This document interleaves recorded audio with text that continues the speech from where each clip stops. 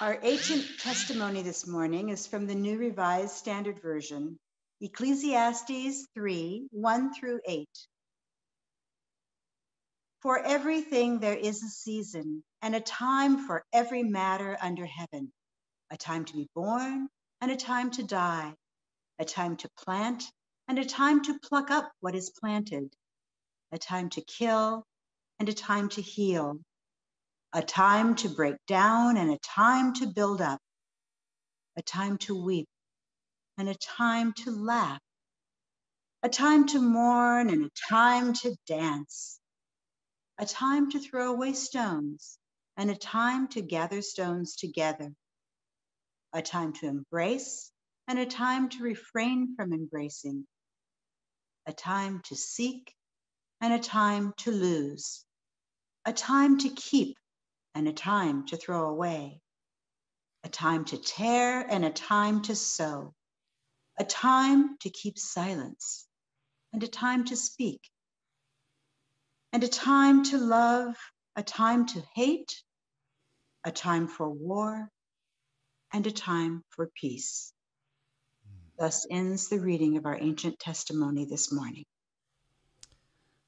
Thank you, Anne. As our worship team was really looking at the themes for the last 2 weeks, last week looking at facing the darkness during a pandemic, and now looking at also the light that shines within the darkness. Rachel Stevens referred us to a video that she had found online that we were all so impressed with. We decided that despite its length, which it's 14 minutes long, we all talked about it and said, we just need to show this. It's a video about dealing with darkness and light in the north of Sweden.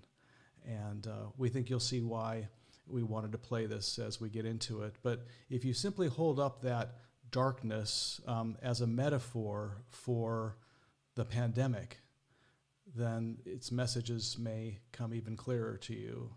But this will take the time of our children's moment and my first reflection. So let's go to Sweden and find some darkness and some light. My name is Jonna, and I live in the north of Sweden.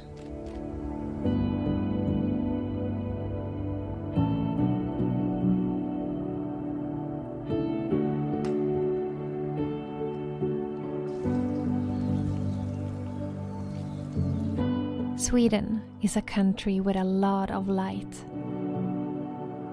And it's also a country with a lot of darkness. It all depends on what season it is.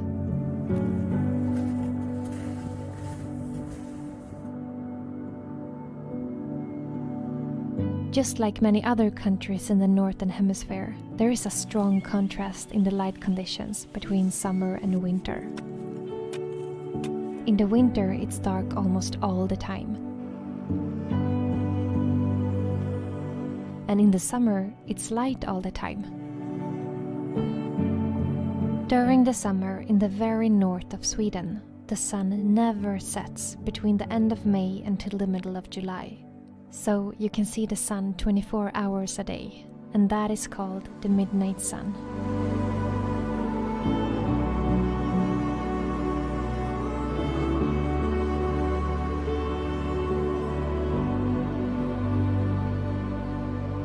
And then, during the winter in the very north of Sweden, it's the opposite. For a couple of weeks, the sun never rises above the horizon, which means that there is no sunlight for about a month, and that is called the polar night.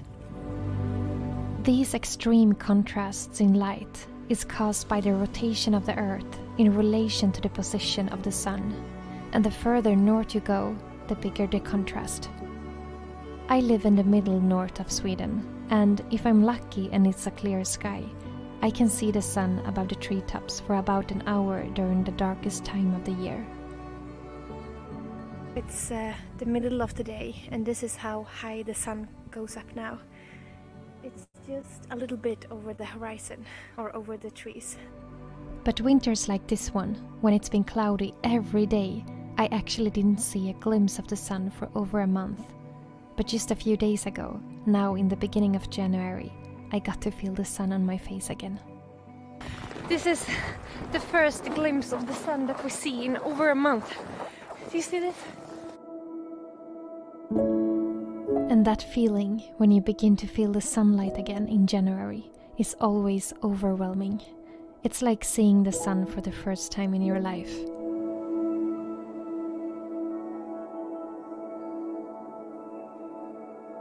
Even if it can be hard sometimes with these kinds of light conditions, I really love it and I would never want to change it. I think the light is never as beautiful as it is during these most extreme times of the year. When it's summer, I usually change my rhythm and stay up all nights and then sleep in the forenoon instead. The light is so beautiful in the middle of the night, and as a filmmaker and photographer, it's like a dream to be out and capture the beauty of the bright nights of June.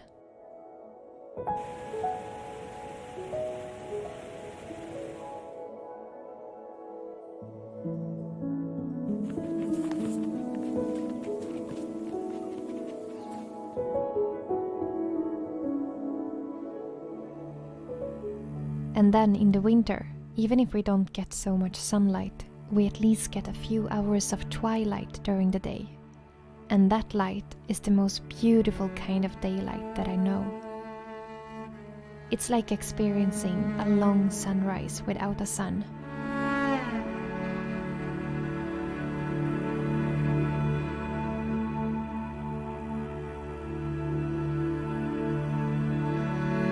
And when it's a clear sky and the sun is rising just a tiny bit above the treetops, it spreads a soft and pink light all over the landscape.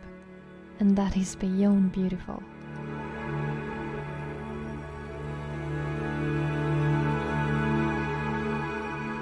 Around 3 in the day, it's already getting dark, and it makes the evenings feel never-ending.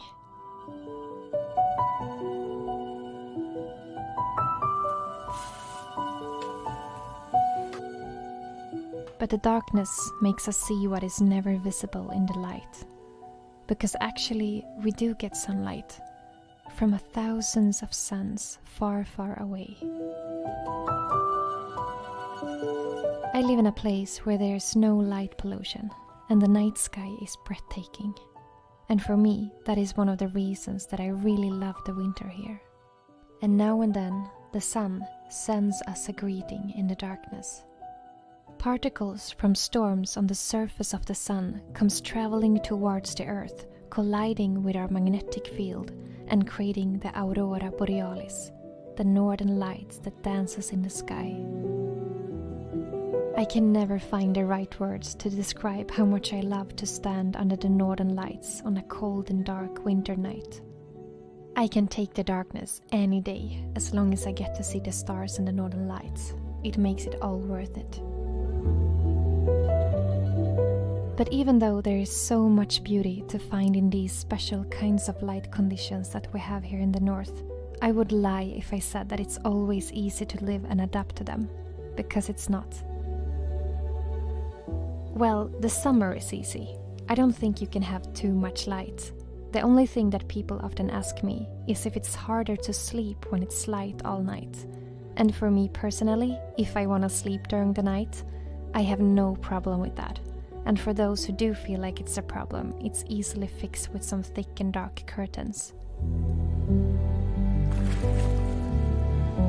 But the winter and the darkness is definitely much more challenging, and I can only speak from my own experience now. The lack of sunlight makes me more tired, and during the darkest and coldest months, between November and March, I sometimes struggle to keep the energy up. It's harder to get up in the morning when it's dark outside. Our body naturally want to wake up with the sun. And in the afternoon, I often get confused with the time, since the darkness makes it feel like it's much later than it actually is. And the lack of daylight makes me struggle more as a filmmaker, since I only have 1 hour of good light to film in a day, compared to the 24-hour of good light in the summer. So the darkness, combined with the cold, make things a bit more challenging. And I know I'm not the only one struggling to keep up the energy during this time of the year.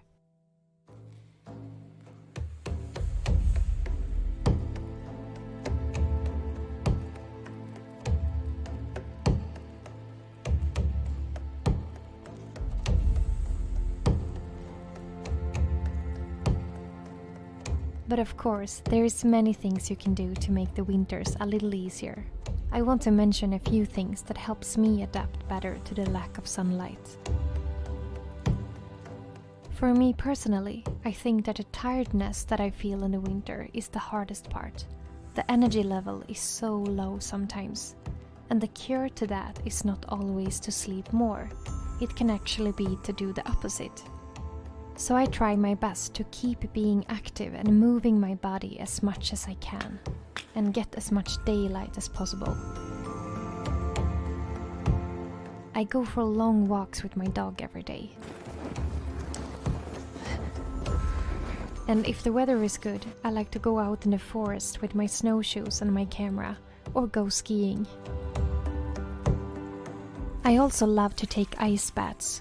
It's something I started doing a few years ago, combined with breathing exercises, using the Wim Hof method, and it has become my favorite way of boosting myself with new energy when I need it the most. Going into that freezing water is actually the last thing that my body wants to do in that moment. But putting myself into that kind of discomfort is awakening something in me that helps me reset my body. Believe it or not, but cold swims and cold showers has many good health benefits. It's not for everyone, of course, and it's important to get knowledge before trying an ice bath if you have never done it before. But for me, it has been a great source of energy and joy during the winter time. So, I really feel a big difference in my energy levels in the winter when I move my body in some way.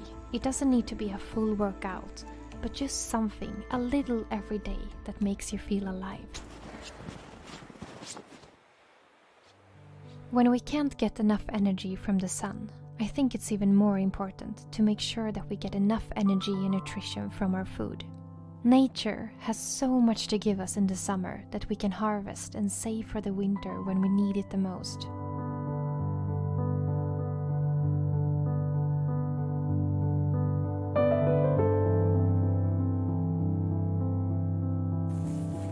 Here in the north we have plenty of berries in the forest, so I like to pick tons of blueberries and lingonberries and put in the freezer so that we can eat berries and drink juice from berries every single day during the whole winter.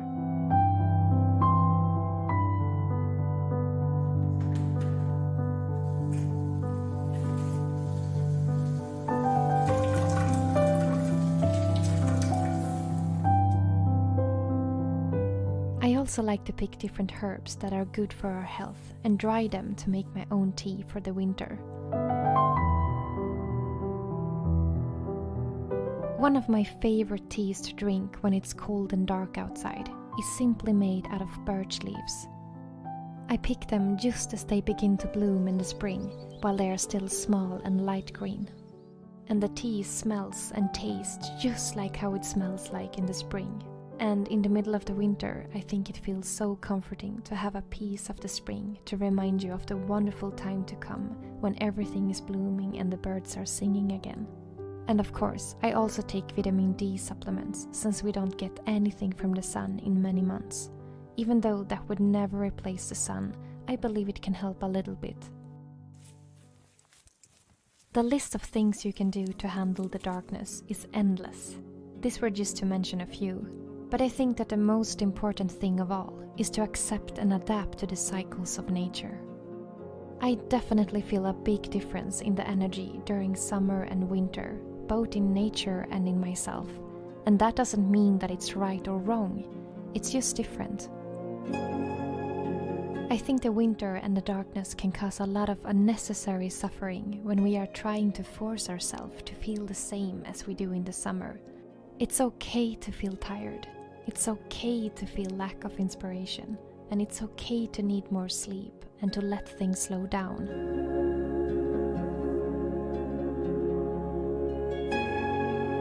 A flower would never force itself to bloom in the cold winter. So why would we? This way of thinking changed my way of dealing with the different seasons. I love the winters just as much as I love the summers. They both have their own benefits and challenges. And I think it gets much easier when we let go and accept what we feel instead of fighting it, and accept the cycles in nature and the cycles in ourselves and learn to live with it, like a dance.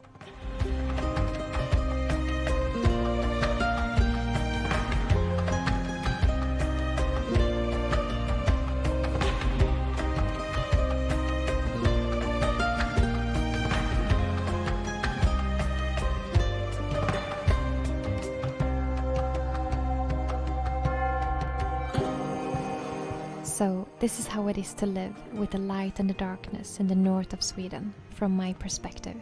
The extreme contrasts in light also creates a bigger contrast to the seasons, and they all have their own beauty. I love the constantly changing seasons, and that you can see and feel how the light changes a little bit for every single day that goes by. The beautiful balance of light and darkness is my greatest source of inspiration, and it makes every day feel new and different.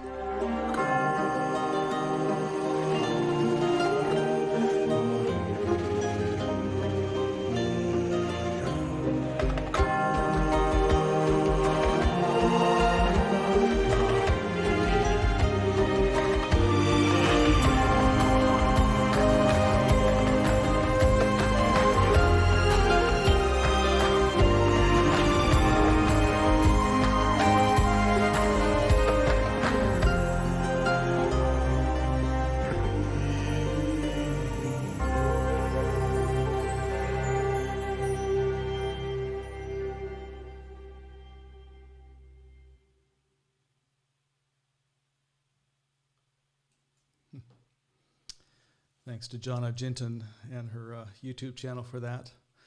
Looks like that could have been filmed in Portland just in the last couple of days, too. Well, Grant is going to take us further into that seasonality that is part of God's creation.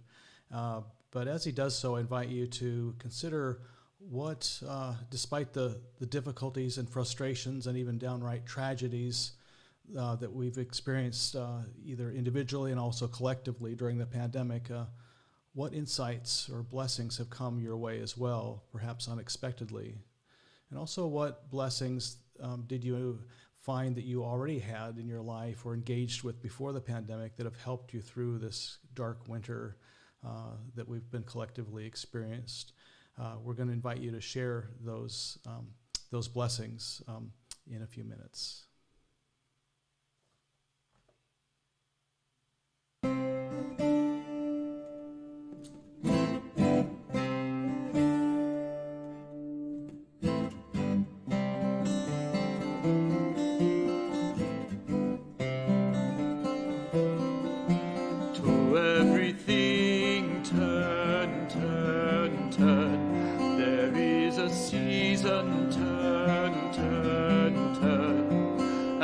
A time to every purpose under heaven.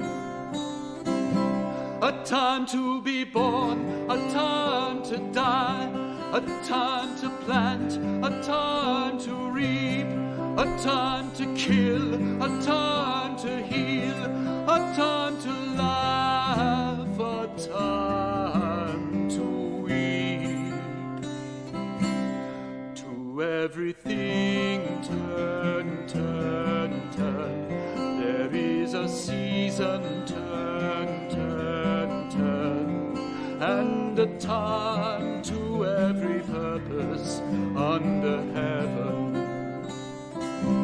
A time to build up, a time to break down, a time to dance, a time to mourn, a time to cast away stones, a time to gather stones together. To everything turn, turn, turn. There is a season, turn, turn, turn. And a time to every purpose under heaven. A time of love, a time of hate, a time of war, a time of peace, a time that you may embrace, a time to refrain from embracing. To everything turn, turn, turn. There is a season, turn, turn, turn. And a time to every purpose under heaven. A time to gain, a time to lose, a time to rend, a time to sow, a time for love, a time for hate, a time for peace. I swear it's not too late. To everything turn, turn, turn. There is a season, turn, turn, turn, and a time to every purpose under heaven.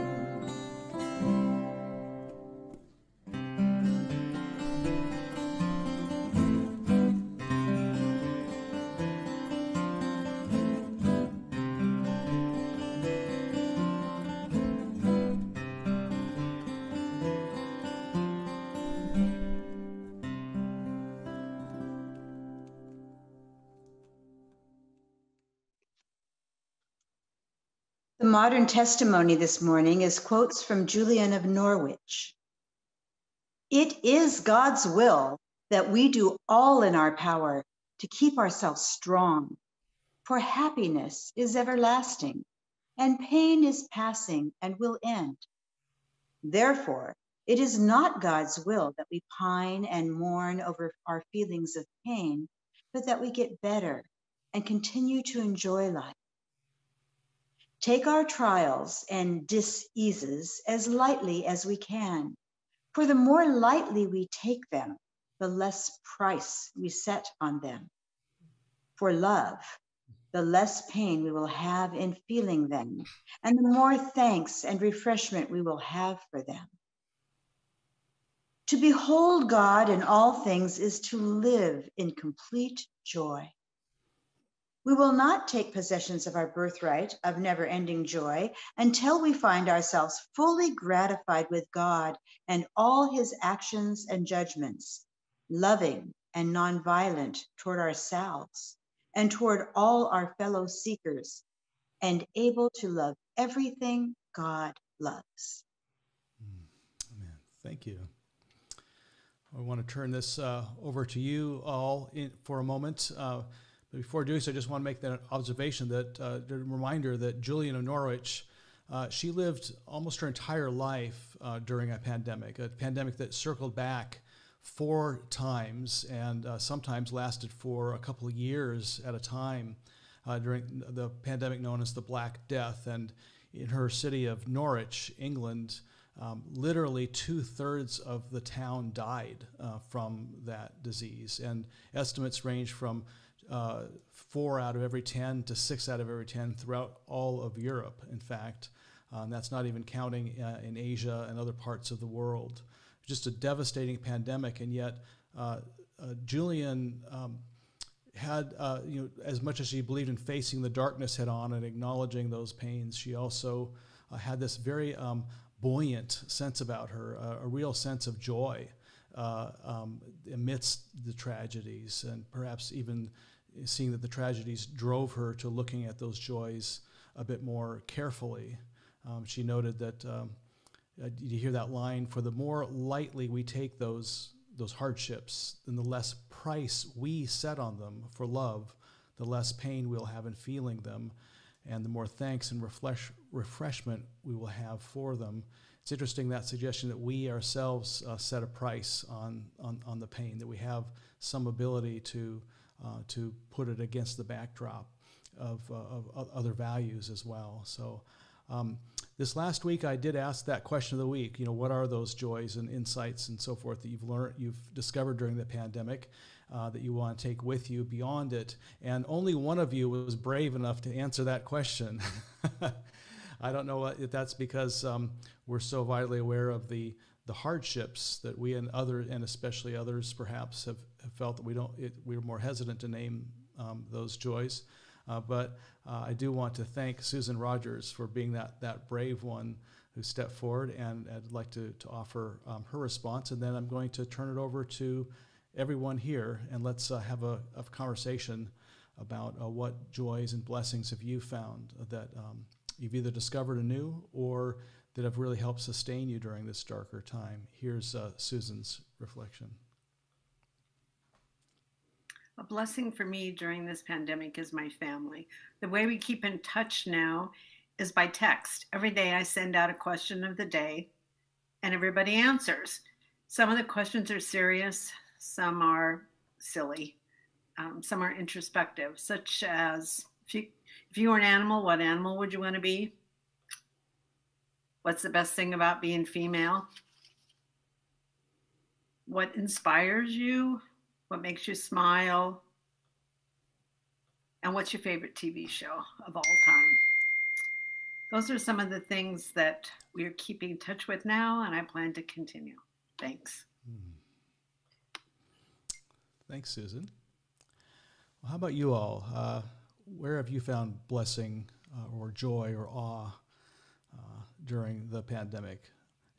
I think we can probably do this safely if you just unmute yourself and come out with it. I don't think we'll talk over to each other too much.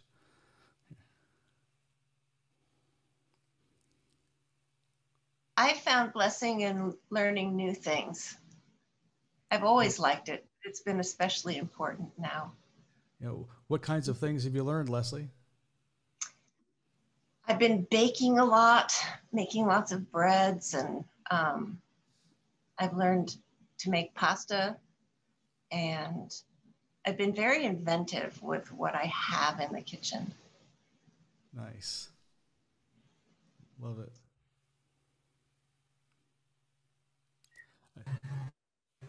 I'm one of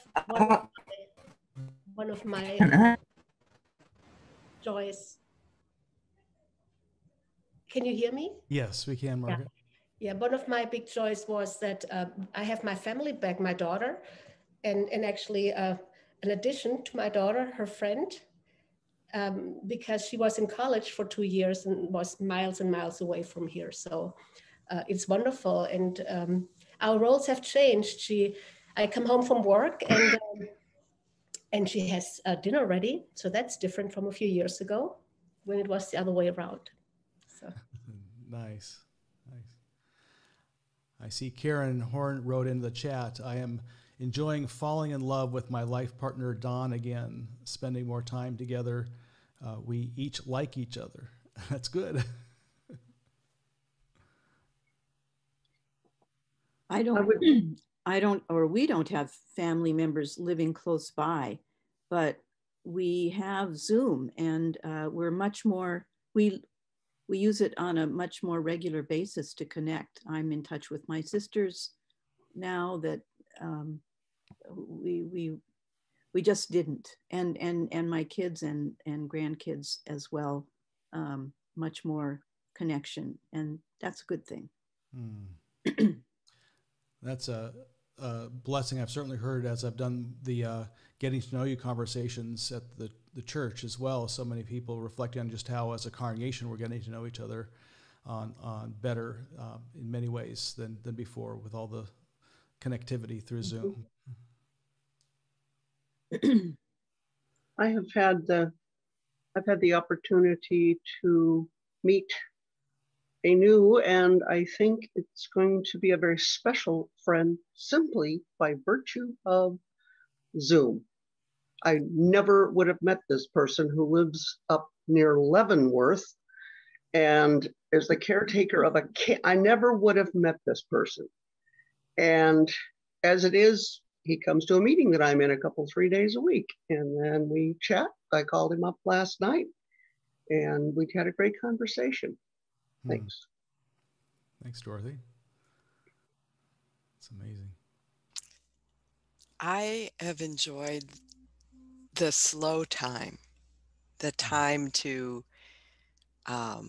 heal slowly from my surgery last year without the compulsion to go out and resume life too quickly, and the slowness with which I've been able to enjoy my grandson being conceived, growing in my daughter's tummy, having him be born on November 13th, and the gift of time to be with him and watch the tiny little changes that occur without this compulsion to take him to grandma and me classes or swimming or whatever, I might have done if it weren't pandemic time.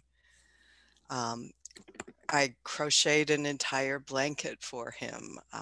It's just the slow time, the time to be with the little minute things that change. Mm.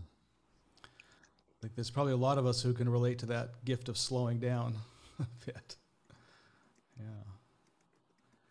Monica Wheeler writes in, I have joy in all the wonderful neighbors who have gifted me with shoveling snow, bringing homemade soups, grocery deliveries, and so forth. And Barbara Bennett writes, I have enjoyed giving to the homeless on the streets and in asking friends to help. We have been able to go further, and I've connected with the beautiful staff at Street Roots, and we are all going to do more. One of the things that has brought us joy is that my wife and I have always enjoyed cooking together. And during this time that we're not eating out and rarely getting takeout food, we do a lot of cooking. So we've had the opportunity to try a lot of new recipes and to tweak old ones. Like, what if we do it a little bit differently? What if we change this? And that's been fun. And another aspect of it is, I guess it involves having a new respect for where the food comes from and not wasting it. When it seems more of a struggle to get to the grocery store or order by Instacart, and especially in the early days, there were shortages of things, and I was finding things in our pantry that I thought, well, we've had this for a while, but it's still good. Let's use it. Let's find a way to use this ingredient, this can of whatever. And so it's been a different relationship with food, I would say. Well, I do hope you'll discover the joy of bringing this wonderful food to your close neighbors too. Oops, sorry. Or your farther away neighbors. We'll see. We'll have to run a little zip line across the street there. There we go. Yeah. Yeah, all those people who are working the grocery stores, you're risking themselves too to help us to make those meals too. I was fantasizing last night as I was going to sleep about post-pandemic, our church just holding these celebrations on Sundays for these first responders and people who have been out helping us so much. This time has really been interesting to me because of connections that I've made in India that I never would have made otherwise. It's, you sit around and all of a sudden you're connected with somebody who connects you with somebody else. And it's been pretty interesting to me to become less American-centered in my awareness of the world and what's going on. So probably in the future, we're going to have some Indian artists to share with us perspectives and ideas that are quite different from our own. So I'm looking forward to doing that as well. India, who knew I'd be thinking about Calcutta and all the festivals that India does. Once a month, it's a different festival, different god, different energy that is part of them. It's a little like Sweden, I guess. Yeah. Good observation. That's great. I've had a text chain going on for almost a year now with my high school and junior high school friends. Oh, wow. And every day we know what's going on with each other. It's just like they're sitting here with me again, and they're all up in Seattle, so it's fantastic. And Sheldon, I have another view on that. not being American central, in that my husband hasn't been on a commercial flight for over a year. So that means he's been home with me. He's so lucky. And I'm so lucky. So that's right. He travels quite a bit for work, I know. Yeah. I have heard that also all the animal places have benefited from the pandemic and apparently are empty, except for what was these bulldogs or whatever.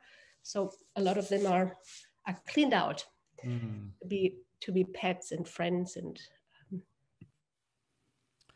that's really an interesting observation too. I'm on the board for Echo America in Washington D.C., and we just had a board meeting a couple of weeks ago, and they were noting that, you know, with the pandemic, noticing the decrease in the carbon footprint on the planet, and being able to do extra studies based on that decreased carbon footprint, they're actually changing their minds about, like, if we would actually reduce our carbon footprint down to, you know, more of a net zero approach, we could actually, they have a lot more hope that we could turn the climate around faster than they ever thought possible before. And part of that has to do with the fact that we've had this global pandemic, and they've been able to take some measurements that were not possible before. Speaking of the planet, I have really learned to enjoy it even more. I've always loved nature. I love walking at the ocean and trails in the forests and whatnot. But I appreciate it more because that's what I have now. I don't get to be as social. I'm learning to be more patient and to be with myself and with nature.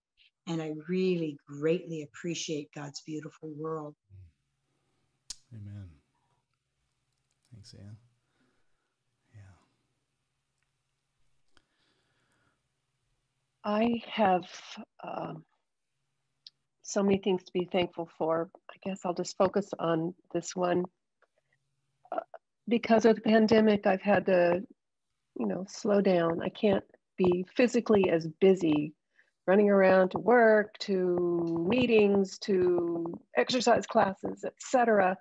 I've had to figure out new ways of getting meaning and purpose. And I'm blessed that I've been able to find things like that. Thanks, Nan.